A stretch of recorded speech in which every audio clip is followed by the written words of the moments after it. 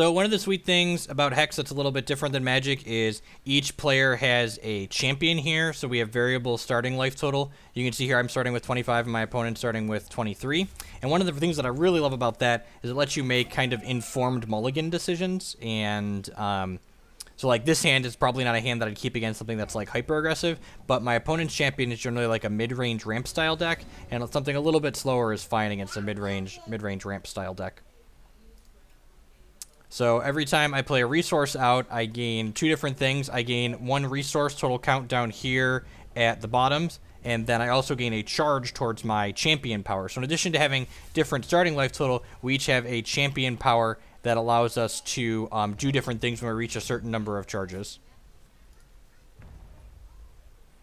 Hex and WotC settled out of court, so that whole mess is done and over with.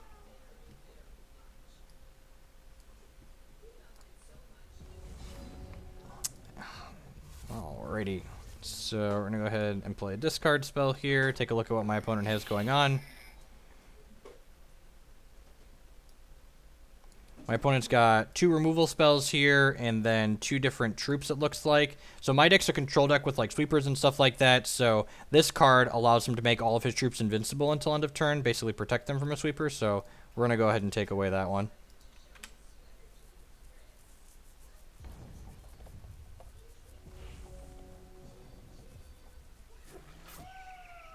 The 3/3 split on draw spells. So Lanupaw's Sight is kind of awkward against Lanupaw's Sight is kind of awkward against mill decks. And also our troop count is kind of low in this deck, so Lanupaw's Sight isn't stellar against that. So I got hit for a point here. I'm going to go ahead and play my next shard out here. And this card's really sweet, so we're definitely going to kill it. At the beginning of his turn, it creates a random cheese and puts it into his hand. There's 3 different cheese cards, one of which is a troop, one gains him life, and another one returns cards from his discard pile to play. Yeah, Corey Burkhardt is one of the Hex developers. And I'm going to go ahead and cast Reap here. Not only does it destroy my opponent's troop, but it gives me the thresholds that his troop has. So you'll see here at the bottom, after this gets destroyed, I'll gain 2 wild thresholds in case I need them. The big dragon is great. I 5-0'd a gauntlet with this yesterday, and Uru definitely carried the games for some of it. If you're interested in learning a little bit more about Hex, you can check out this short article I have. It's like sound bites explaining the differences between the two. Opponents stuck on shards here a little bit. They only have 2 total resources. So one of the things that's interesting here is that this card gives my opponent a threshold. So it's important to note there's a difference between resources and thresholds. Thresholds are kind of like your colors that allow you to play cards, whereas resources are how many resources it takes to play something out. So like this Vampire King here I have takes 4 resources to play and requires that I have 2 blood thresholds to put into play. It's the threshold system's pretty neat because it allows things like 0 cost cards to exist that can't just be splashed into every deck like we see the Phyrexian mana card splashed in Modern. Like there's a 0 cost deal 1 damage card in this game, but it requires you to have a ruby threshold to use it. So this card is supremely annoying. Whenever it deals, it's spell shield, so I can't target it with my removal spells. And whenever it deals damage to me, he gets a 3/3 troop. And whenever another troop comes into play under my opponent's control, this gets +1/+1 larger. That was a good draw. So this card is a 1/3 with lethal, so any amount of damage it deals to my opponent's troops will kill them. I'm going to go ahead and play out my shard here. I'm going to go ahead and ship with my Vampire King, and what Vampire King does is when he deals damage to my opponent, I reveal a card at random from my opponent's hand, and then if I reveal a troop, I get to take that troop. So this is a troop that got revealed from my opponent's hand, and it gets turned into a vampire and comes into play under my control. So yeah, I'm just going to go ahead. I'm actually not going to play this Exarch of the Egg out because this vampire does a fine job blocking my opponent's Runeair Hierophant. Yeah, maybe that's not true. Yeah, this is fine, because if my opponent plays another troop out, he'll be able to make this a 3/3 and attack into my vampire.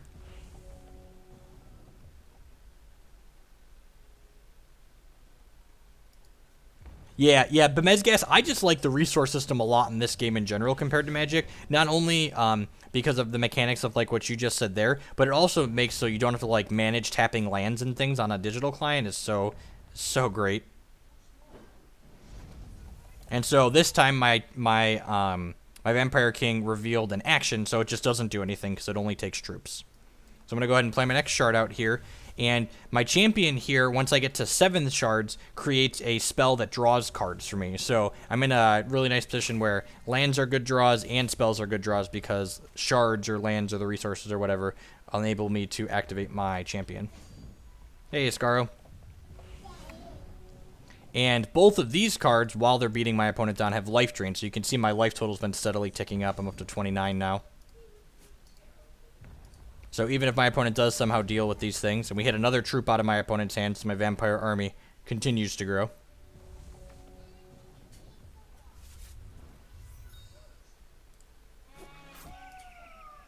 Opponent finally found a diamond shard here. So my opponent's been missing their second color. If you saw some of these cards, like this Forever's Child here that turned into a vampire, and this Living Totem here, they both required my opponent to have diamond. So he's martyred. He's just going to martyr. Okay, so my opponent is martyring both of my blockers. So he can go ahead and attack with his Hierophant. So martyr is a really interesting take on like Swords to Plowshares or Path to Exile. It's like unconditional removal with downside. It turns my troop into a constant that gives all my other troops +1/+1.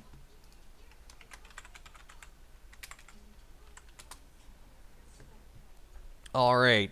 Going to the reserves in this matchup. So opponent's playing sort of a troop heavy / ramp style deck. So Verdict of the Ancient Kings is a 2-cost quick action that counters a non-troop card. So we're going to board that out because my opponent's playing a kind of a troop heavy deck. I'm going to board in Transmogrifade, which is like cheap. This is similar to like Pongify. It doesn't destroy the troop, but it turns it into something worse. It turns it into a random troop that costs 1 less. So an extra one of those is fine. And I think I'm okay bringing in, not Charge Colossus, a copy of Counter Magic here. This card's a little bit hard to cast because it requires double Sapphire threshold. Do heroes limit card selection like in Hearthstone?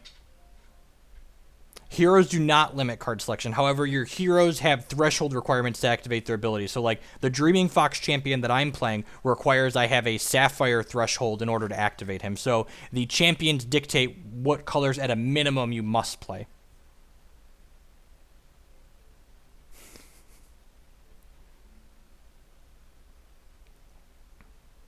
I mean, every deck in, just like Magic, like every deck in Hex has some non-troop cards in it. And like being able to protect my powerful threats like Vampire King and Uru, my dragon at my top end, after they resolve is pretty reasonable, I think. So I'm just going to go ahead, pretty minimal change. I think this matchup's pretty good for us overall. I'm going to bring out the Verdict of the Ancient Kings and bring in a Counter Magic and an extra Transmogrifade.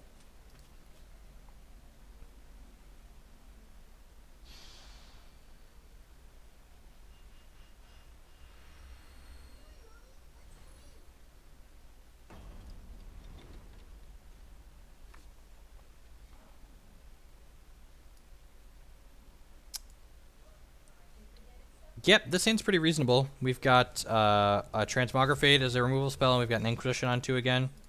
Opponent has a Diamond Shard on 1, so probably has both of their colors this game. So one of the really neat things, I tweeted out a picture of this card yesterday. It's one of my favorite cards right now. Shard Prism's a really neat design. It kind of emphasizes how neat the resource system is in this game. When I play this card as a resource to get 1 resource and a charge, it doesn't make a threshold, but I can pay 3 and cycle it, discard it, and draw a card to gain a threshold of my choice.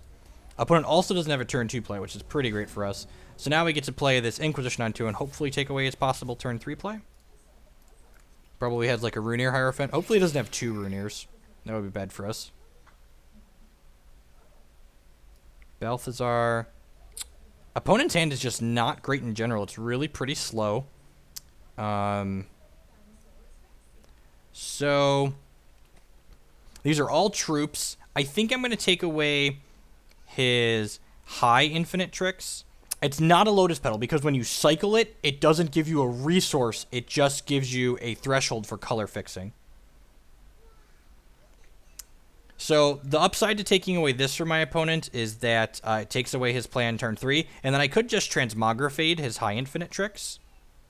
So I kind of like taking his turn 3 play away and then Transmogrifading his 4-drop.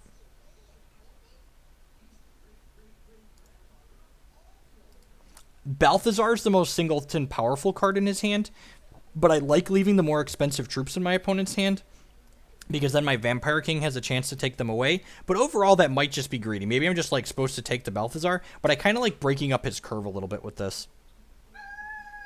Yeah, I'm just going to break up his curve. I'm going to take the Hope Heart Unicorn and then just hope that he doesn't draw 3-drop next turn, and then he just has to take another turn off. Hex does not change cards. There's been one card banned in the history of Hex constructed, but they don't nerf or errata cards like Hearthstone does.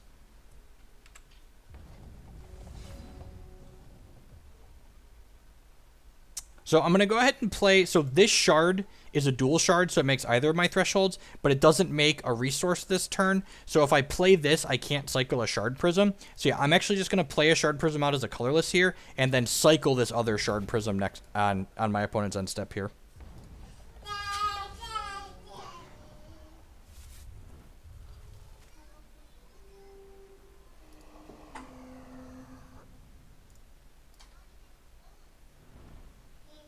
Extinction is an excellent draw. I think the fact that I drew Extinction is going to change the dynamic of what I do here.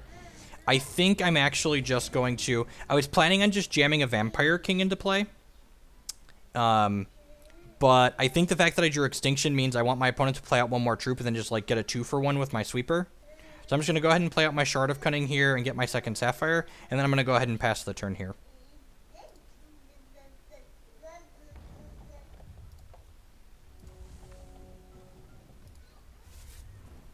This is just a good old-fashioned 4-cost, destroy all the troops. So my opponent's likely going to play out their Forever's Child here. Just no play. Okay, well the fact that he went no play means I'm going to start by cycling this. And get another blood here. I think I'm just going to take a couple of hits from this for now. Yeah, I'm just going to go ahead and cast Lanupaw's Sight here. And then take another hit from this next turn. If he plays out Balthazar next turn in order to try and draw some cards, I think I'm going to Transmogrifade this in response. Yeah, I think so. Well, I guess him just drawing 3 cards really isn't the biggest deal. So this card I want to talk about for a second, for if you've never seen Hex before. This is a great use of digital design space that Magic would never be able to do. This adds a line of text to 3 cards inside of my deck. So the next action, resource, and troop in my deck, each of the 3 different types, gets when you play this draw card. So this is effectively a draw 3 cards for 3, but they're like delayed draws that are going to come to me later in the game.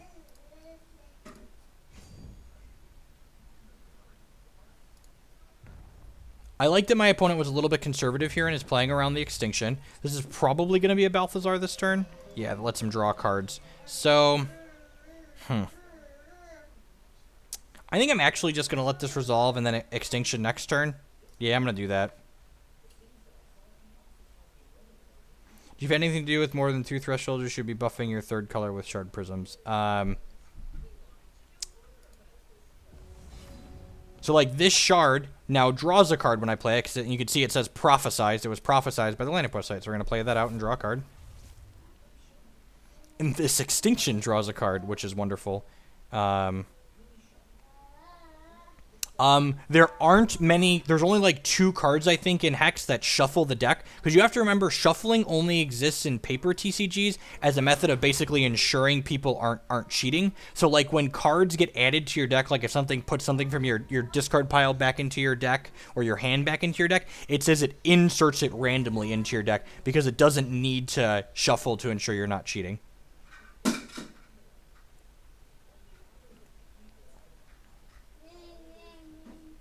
So my opponent has his champion power online now. My opponent's champion power says for 7 charges, it returns a troop from his discard pile to play, which is pretty scary. Cantripping Wrath, right? So good.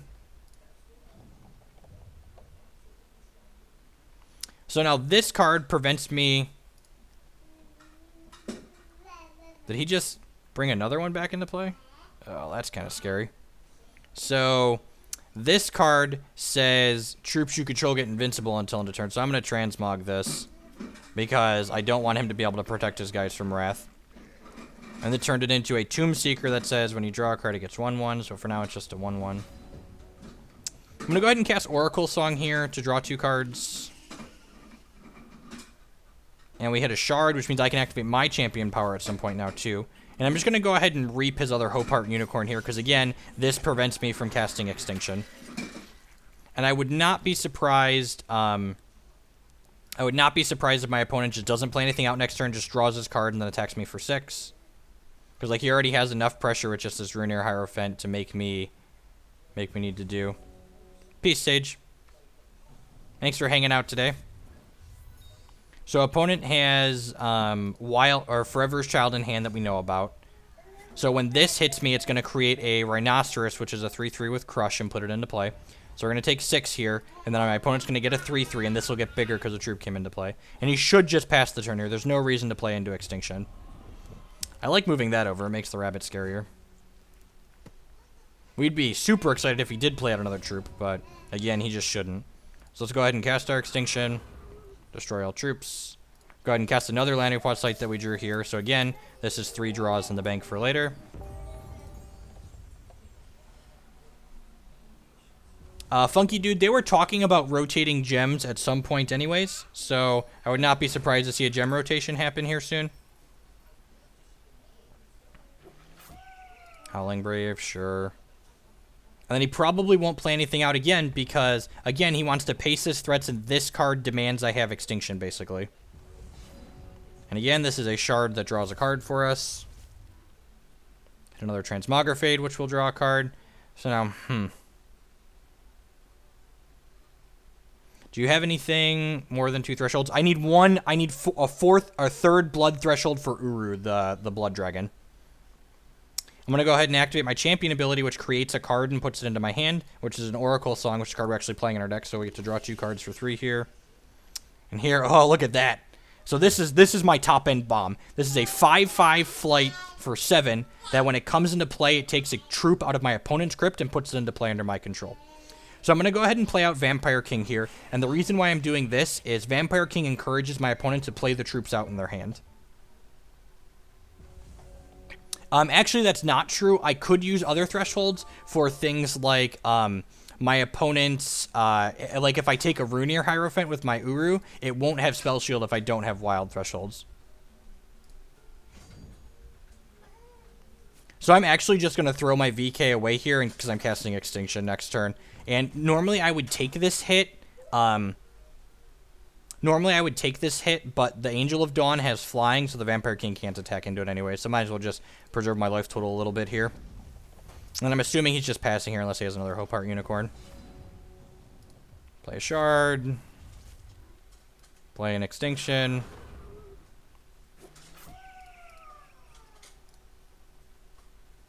I'm going to play out my other Vampire King here.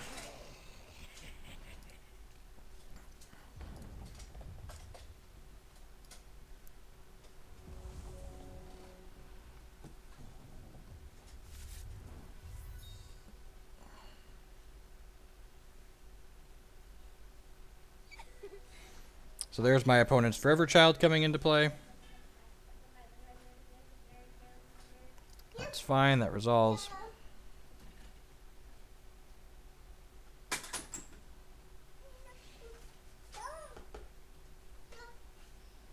going to go ahead and pass turn here. So this is actually going to be a really sick turn for us. So we're going to play our 10th Shard here. We're going to kill my opponent's Forever Child. And then we're going to play my dragon here, which draws 2 cards from my Lanu Pause sites. And it's going to return my opponent's Forever Child from... Oh, wait. I should just get their Balthazar, right? Yeah, I'm just going to get their Balthazar. I forgot that was in there.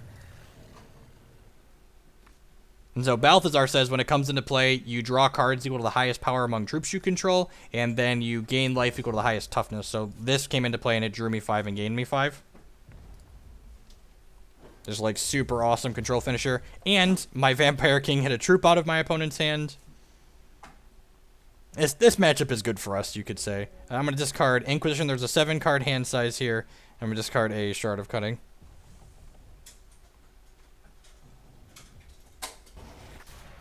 My opponent has Solitary Exile, which voids a card.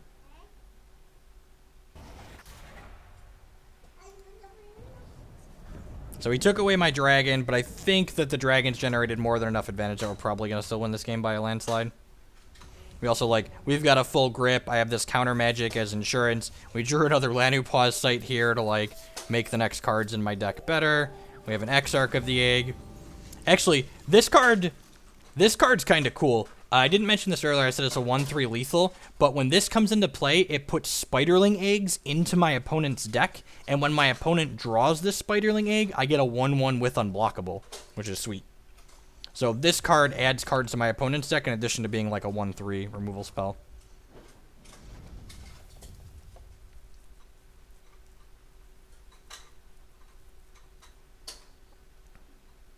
So do I want to play out Vampire King? Yeah, I'm just going to play out another threat here, just continue to pressure our opponent. He's at 24, and now we have 6, 7, 8, 9, 10 power on the table.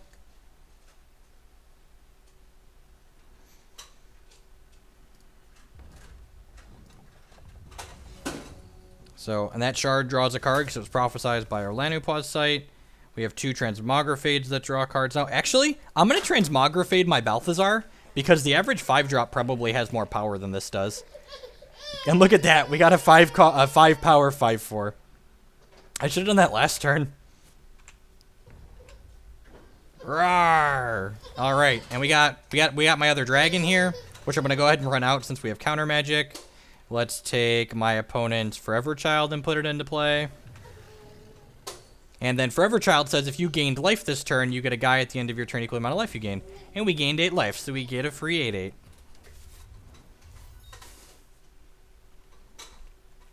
The creature matchup's very good for the Extinction Control deck, believe it or not. It was any random 5-drop in the game, correct.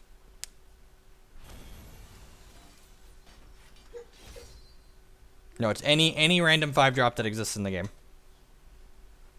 I also love how gauntlets work in Hex. Gauntlets in Hex work similar to how arenas and Hearthstone work, I believe. You don't play a set number of matches like you do in leagues and Magic Online. You play until 5 wins or until 3 losses. So basically, if you take a loss due to some bad luck or some bad play, you're not just completely out of getting the max prizes.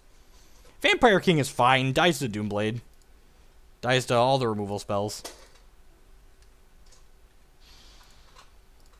Matches are firing quick today. It's lovely.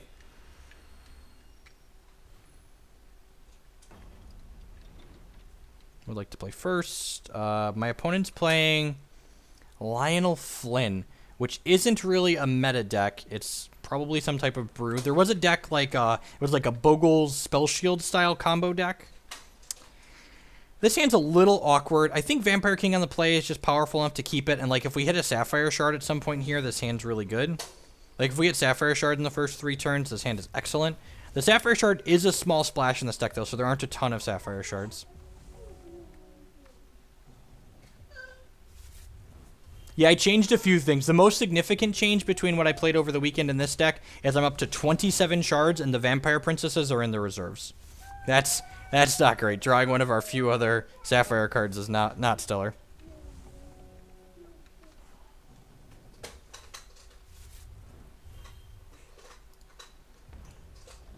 So my opponent's champion power for 5 charges gives a troop +3 power permanently. Sapphire Shard. Alright, another Blood Shard's fine. Let's just cast VK on time, which is nice.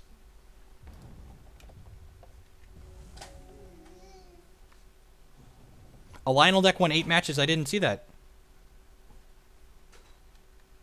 Cost of playing a Gauntlet. Gauntlets cost, it's 500 platinum, which is basically 5 USD. And if you go 3-3, you break even. So if you go 4-3 even, you turn a profit. Crush. When this dies, it deals 4 damage to each opposing champion who controls no troops. Okay.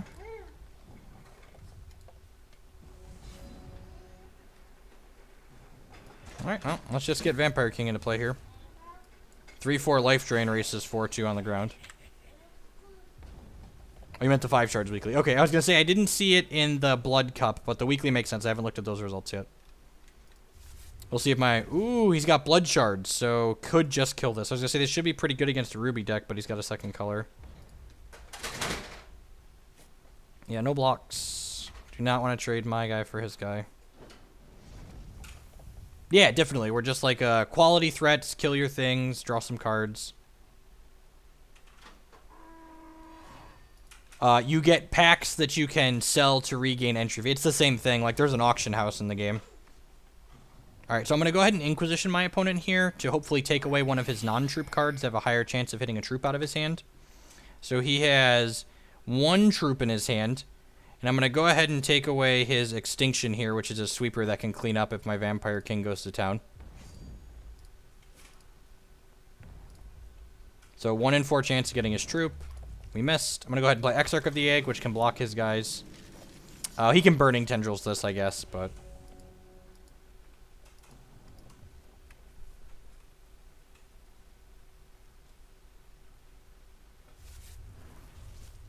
That's the Blood Shard we knew about. He's got the Gallows Ghast, and then a Burning Tendrils, and then 1 card we don't know.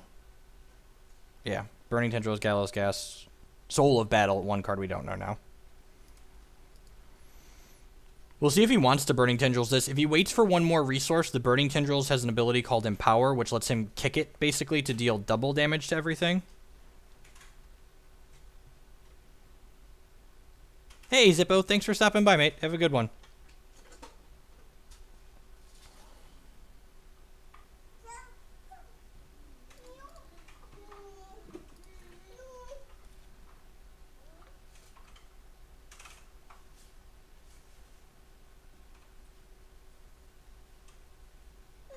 Opponent's in the tank here, probably deciding if he wants to kill this and crush for 8, or if he wants to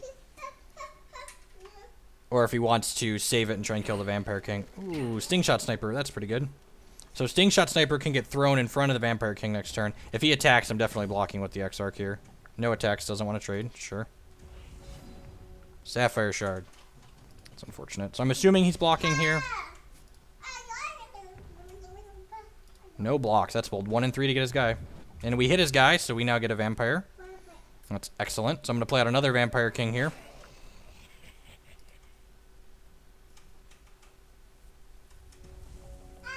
If we hit a Sapphire Shard, we should run away with this game pretty easily, because we'll be able to counter his removal on our powerful threats. Yeah, someone said that their Breath of the Wings... This costs resources, right? Yeah. So he gets to create a card to put into his hand with that. Oh, and now he can use this with Lionel's Power to kill a Vampire King. Sure. Lionel's Power with Sting Shot Sniper is really good. I hadn't thought about that before. So this card allows it to deal damage equal to its power to target troop. So it just gets knocked off. It's really unfortunate we didn't hit a Sapphire Shard there, because if we would have just been able to protect these things, we'd have run him over. Sapphire Shard. Sapphire Shard. Kill. Alright.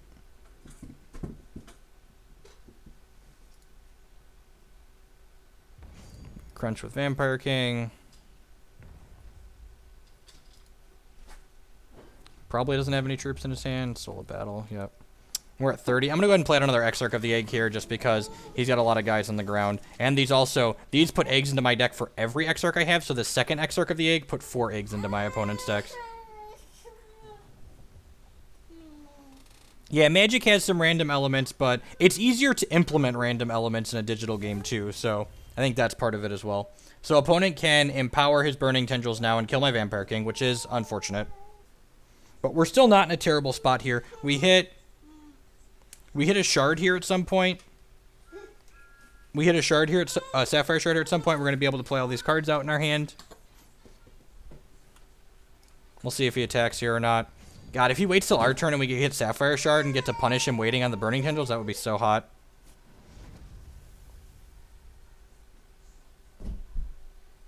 So now he's deciding if he wants to Burning Tendril something before blocks.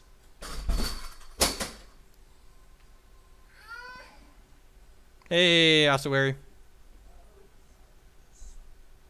My deck has 3. What else do I have? I have exactly Transmogrifade, right?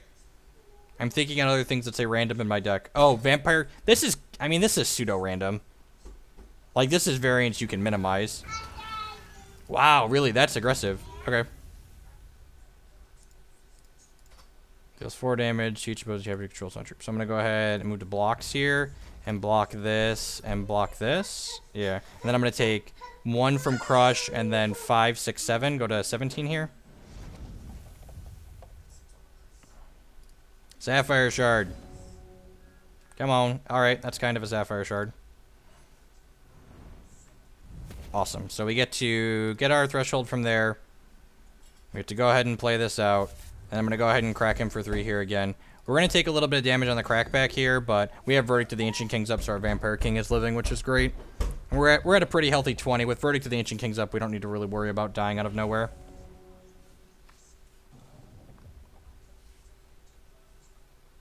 Spiders aren't random.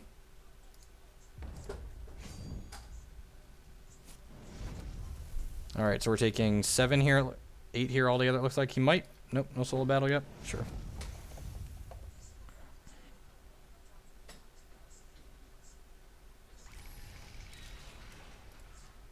Mesmeric Hypnoscientist, a 5-2 that makes something not block when it comes into play. That's pretty good. Would not mind drawing an Extinction. Another Shard would be good too, though. Sweet. So we get to play the Shard, and then we get to go ahead and play Lanupaw's Sight here. And then I think I'm just gonna go ahead and pass the turn here. I want Vampire King plus kill up, I think. Or Vampire King plus Verdict. Like with Lanupaw's Sight in the bank, we're gonna win a longer game here. So I want to make sure we don't just get cheesed out, basically.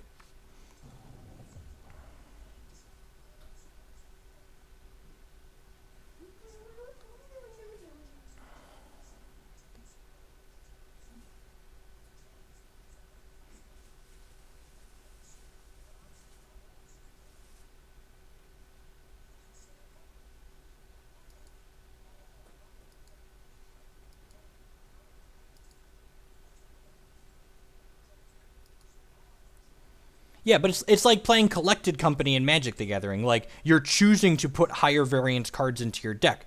Just like, it's like playing two double threshold cards on 2. Like, you're signing... This deals double damage. Yeah, I'm just going to Verdict to the Ancient Kings this.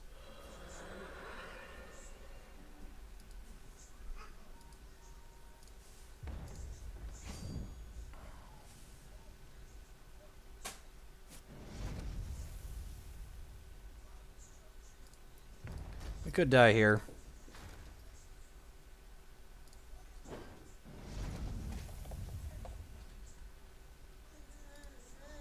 Shard. Alright, Shard that draws a card. Excellent. I don't think I want to use this yet. I think I just want to hold kill plus Verdict up this turn. Yeah, I'm going to go ahead and pass the turn.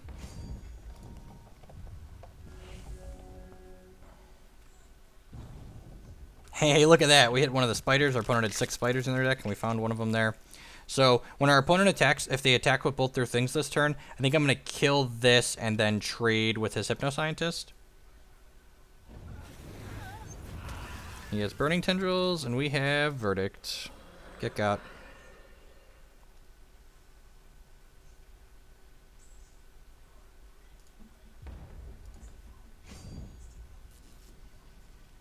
He might just attack with this, in which case I'm going to use kill on it.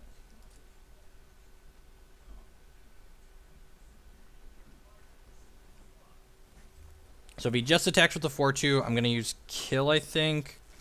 Although maybe that's not true. Maybe I just like block regardless. Okay, now I don't even have to think about it. So let's just kill this, and we'll trade here. And then I have two draws in the bank in my deck from my Lanupaw's Sight, and then I'm going to get to activate my champion power as well, and we're at 7. So we've got a lot more cards, and we just need to not get burned out, basically. Alright, Extinction, draw a card. Get my Oracle Song, draw 2. Alright, I was going to say, we're looking for a finisher, and Uru's definitely a finisher. Look at my opponent's hand. He has a Shard. Excellent. I'm going to put this. I'm going to play around my opponent having a creature with speed this turn and not attack with my Spiderling. I'm not sure exactly what's in my opponent's deck, and I don't feel like getting in 1 point of damage is worth the risk of him having something to get me. No Scientist is only at speed when it comes off tunneling, right? Yeah.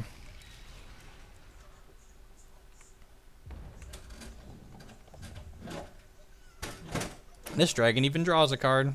Yep.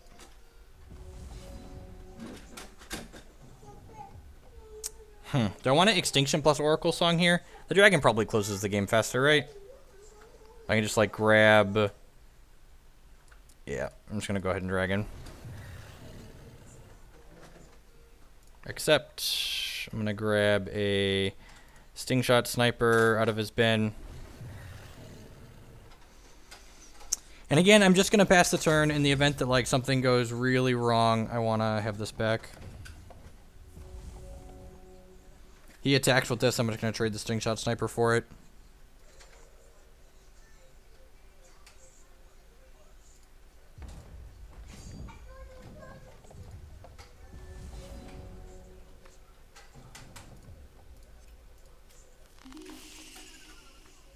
I am not playing Fentio.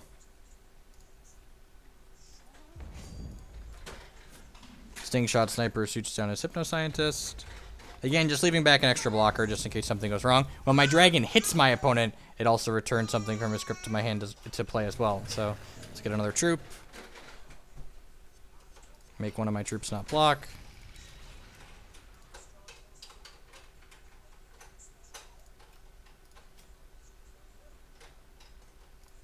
Yeah, this deck felt really smooth. I'm really sad that I worked out all the details of it after the Blood Cup.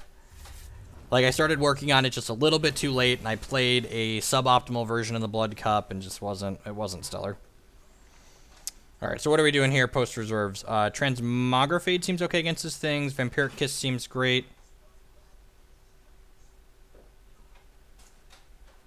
Mass Poly Dingler seems slow. He has a number of troops, but, like, I don't know if I want Extinction or not in this matchup. I feel like I kind of want Counter Magic. Inquisition actually doesn't seem stellar. Like, he's vomiting his hand out pretty quickly.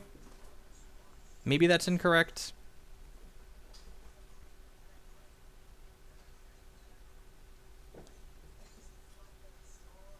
Well, the dragon triggers when it deals damage to your opponent as opposed to when it attacks, so it's similar to a Titan, though.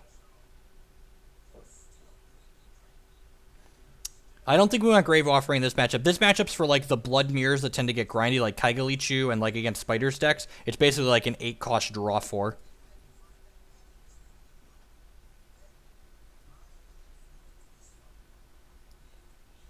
Yeah, Metronome. It's basically a more consistent version of that, I think. And, like, I just like playing, like, high resource count decks. We're playing 27 shards. Like, this card's just nuts.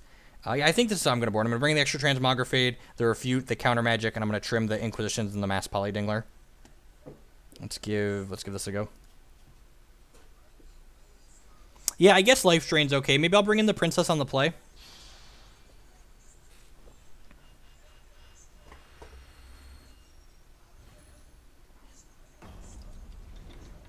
Yeah, I think it seems really good. Like, it just, like I said, in the late game's, like, all about bombs. So, like, I just wanted to diversify my threats post board since I have the 2 Urus as my bombs in the main. I basically have the 1 Grave Offering and the 1 Charge Colossus as, like, alternative threats post reserves. This hand might be too slow. I'm going to keep it. I think Extinction. I feel like his deck's not killing me turn 4, which could be incorrect. Maybe his deck has more aggressive draws than he has last game, but he also mulligans, so I think the fact that he mulliganed means I'm going to keep turn 3 Sight, turn 4 Extinction.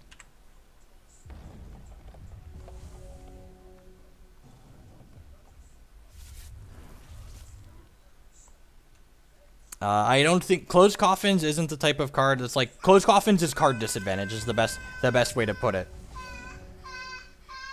It's just the best way to put it. Closed Coffins is card disadvantage.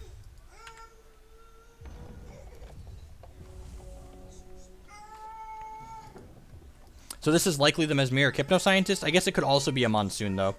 So what my opponent's done here, this is a really neat mechanic. It's a combination of kind of tunneling and morph.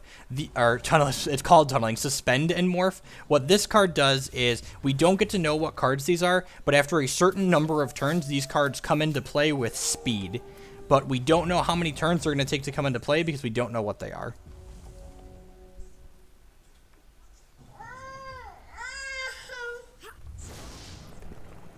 There's his black belt. You want this? You want crackers? Nope. You want chip? No chip? Alright, we're happy with chip, sure.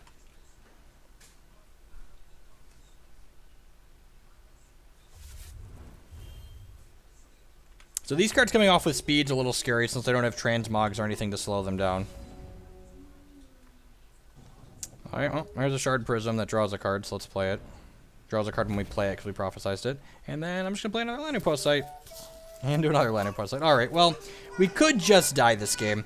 He could combo kill us this turn basically with like Hypno-Scientists and especially if this is a Monsoon.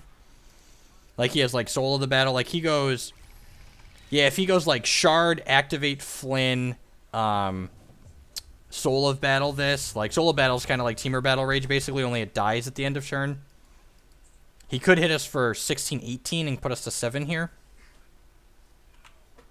Okay, didn't activate his champion power, so that's good. And then I am just going to Extinction and clear these away next turn. We'll just take our 7. One of the really nice things about Dreaming Fox as a control champion is that the starting life total is really high, so... I'm going to go ahead and cast Extinction here, and Transmog's actually an excellent draw, because it's a 1-cost piece of interaction here. So we'll find out this turn if this is a Hypno-Scientist, and it is good, it's not a Monsoon, so that's sweet.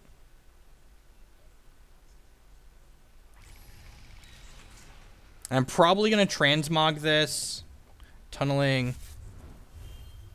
It gets speed. Yeah, so hopefully he activates his champion ability on this while I only have 1 resource up. That would be great. Berserk doesn't give Trample, though, right? Soul of Battle gives Trample. Or Crush. Alright, yep. So we resolve Lionel Flynn. So I'm assuming he's going for it here. I'm just going to Transmog him now, because Transmogging him now means it doesn't get to attack. Because it reverts it. It loses speed. Transformed it into a Killipede. Well, that's kind of scary.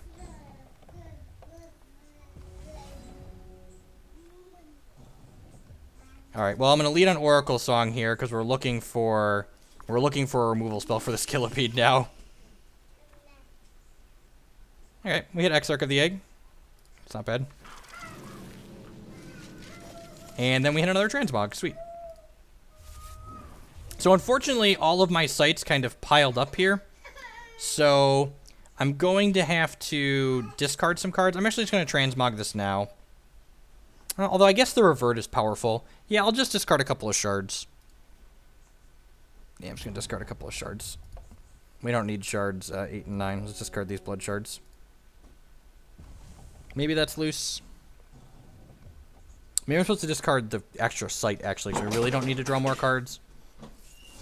Crackling Bolt, sure.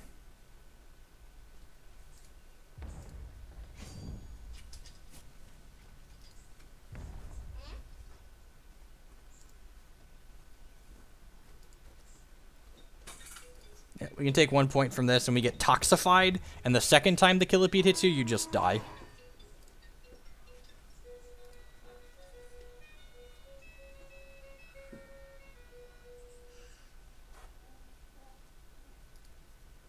Extinction. Alright. So I'm going to go ahead and cycle this. Now I'm going to get a Ruby Shard since we drew another Sapphire. I'm going to play the Sapphire out. And we have Kiss plus Transmog up here. I'm just going to go ahead and pass the turn. Maybe I should Kiss this now just in case he has a buff spell.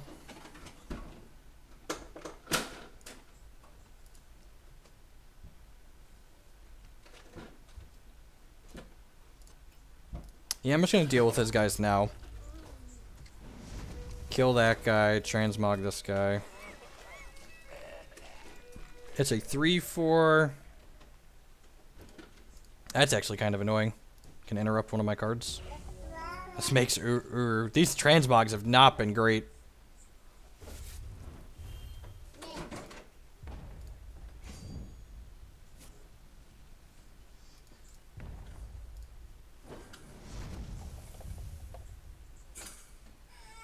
He might extend out here now that he has this available to him. It's kind of a huge tempo hit. Interrupt target card. Card is interrupted away, put it into his hand. So basically it's like a remand on this troop. That's gross. Should have transmogged first. Maybe.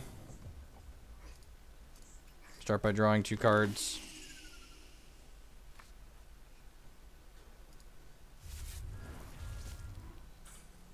Cast Lino Pause Sight. Cast Exarch of the Egg.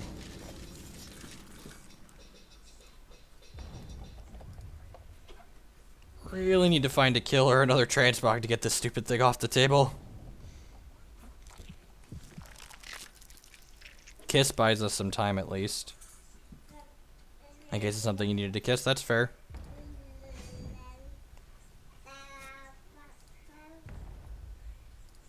But I mean, if I would have kissed second, I actually would have been in trouble, right? Because like this thing would have gotten me.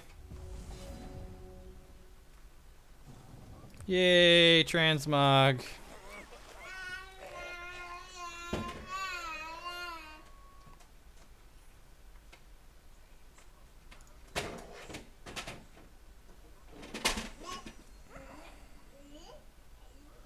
Deals 1 damage. Alright, so it's just a 2/2 life drain now. Sweet.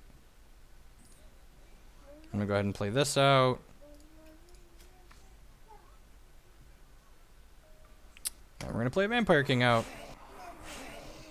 Game should mostly be over now, I'd think, especially since we have Counter Magic up. Next turn we get to go Uru with Counter Magic up. And we have this Kiss in our hand to buffer our life total as well. No, this is all the same card. You can see here in the upper left-hand corner, this is the picture of the card it originally was. So this is actually just turning this card into different things. And I'm going to go ahead and counter magic his Burning Tendrils here. Get out of here.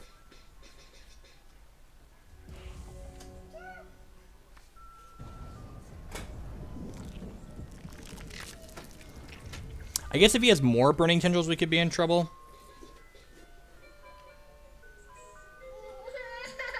None of these draw cards. Unfortunate. Yep, he does just have more Burning Tendrils. Okay, we could get burned out here. Although I guess Kiss probably means we don't. He can't attack his 2/2 into my 1/3 lethal profitably. Refute is excellent. So let's go ahead and play my Shard and play my Dragon that probably ends the game. Except, I'll take your 4/2.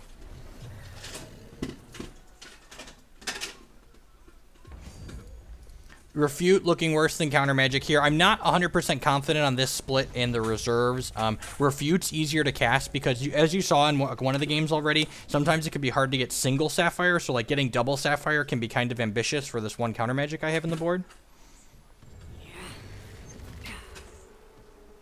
Alright, there's an empowered Sing Shot Sniper. Fortunately, we have a bunch of removal for it, so... And then we get to take it with our Dragon when we hit him with that. So... I wouldn't be surprised to see him concede to the Reap here. And now we're just going to hold up Empowered Refute.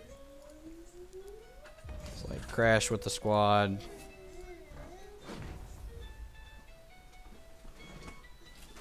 Hit you for 11, take your Empowered guy back.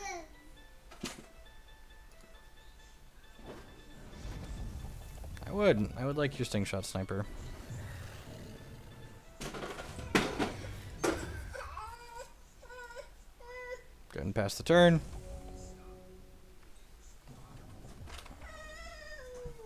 Are we upset, toddler? Mom didn't say she was gonna be home late. Dad's gonna be done after this match, okay? So we can play. I thought Mom was gonna be home much earlier.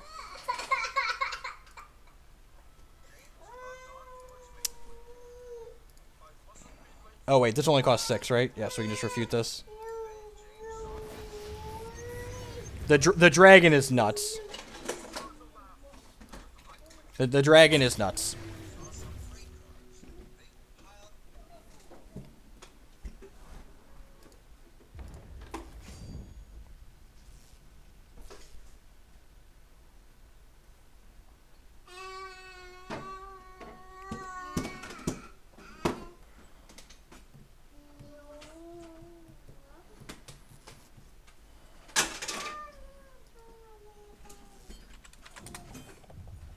My opponent said at least the counter was interesting. Draw some cards. Who doesn't love drawing some cards?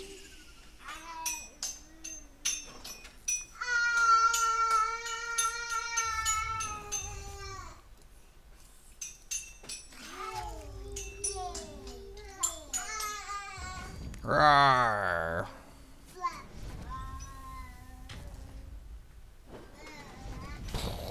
All right, sweet.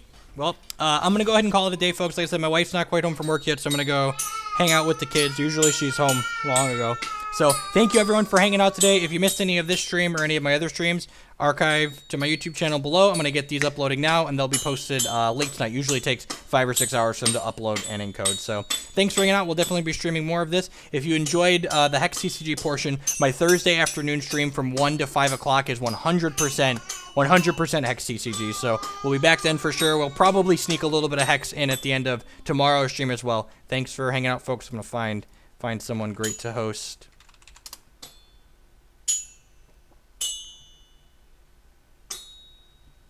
All right, looks like Todd's still playing at Magic, so I'm going to go ahead and ship y'all over his way. He's good people, so...